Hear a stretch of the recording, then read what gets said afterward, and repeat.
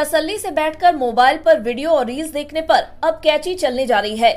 बिना बफरिंग वाला हर दिन 2 से 2.5 GB डेटा जो कंपनियां आपको 200-250 रुपए महीने में दे रही थी, उसके लिए हो सकता है आपको ज्यादा पैसे चुकाने पड़े। ऐसा इस वजह से है क्योंकि मोबाइल कंपनियां जिस प्लान पर काम कर रही हैं, उसमें आपको कानो कान भनक भी नहीं लगेगी और आप खुद ब खुद मोबाइल के लिए ज्यादा पैसा देने लगेंगे।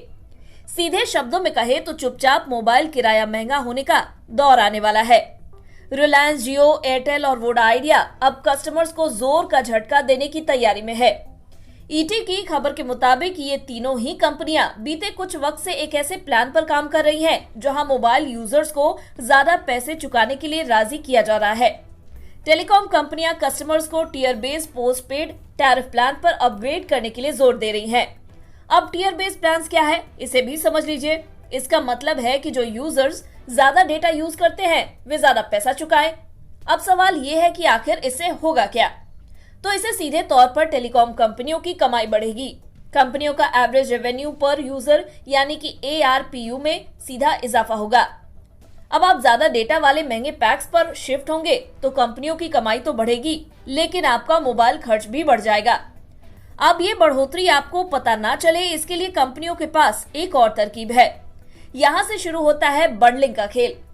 जियो हो या वोडा आइडिया, तीनों को हाल के दौर में एक बात समझ आई है, वो ये कि ग्राहकों से ज्यादा पैसा वसूलना है तो खाली फोन, मैसेज और डेटा पैक देने से काम नहीं चलेगा।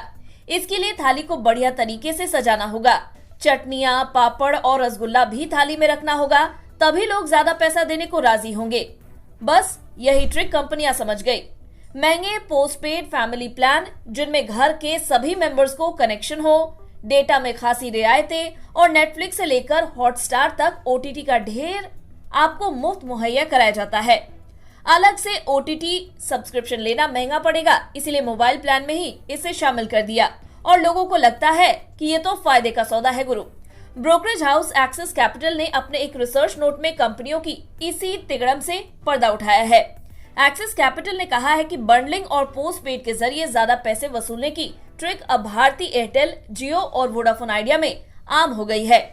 कस्टमर्स को महंगे प्लान्स पर जाने के लिए राजी करना इन कंपनियों की ARPU ग्रोथ में मददगार साबित हो रहा है और ये काम ऐसे हो रहा है कि जिसमें सीधे तौर पर कंपनियों को टैरिफ यानी किराए भी बढ़ाने नहीं पड़ रहे हैं। ब्रोकरेज हाउस के मुताबिक एयरटेल ने अपनी एयरटेल ब्लैक और जियो ने पोस्टपेड और 5G based fixed wireless services के जरिए इस स्ट्रैटेजी को लागू किया है, जिनमें डिजिटल टीवी और OTT सब्सक्रिप्शन शामिल है। इस खेल में सिर्फ OTT ही नहीं, दूसरे फायदे भी शामिल किए जा रहे हैं, जैसे कि इजी डाइनर, ईज माई ट्रिप जैसे फूड और ट्रैवल पर डिस्काउंट भी ऑफर हो रहे हैं। टेलीकॉम कंपनियों के इस तरह की तिगड़में अपनाने के पीछे कुछ मजबूरियां भी हैं। कंपनियों को 5G स्पेक्ट्रम पर भारी भरकम निवेश करना पड़ रहा है। इसके साथ ही 2 साल से ज्यादा वक्त से कंपनियां मोबाइल किराए भी नहीं बढ़ा पाई है। ऐसे में कंपनियों को कमाई बढ़ाने के लिए तौर तरीके बदलने पड़ रहे हैं। यही वजह है कि एयरटेल, जियो और वोडाफोन आइडिया दबे पांव मोबाइल पैक से ज्यादा कमाई के नए रास्ते पर चल पड़ी है।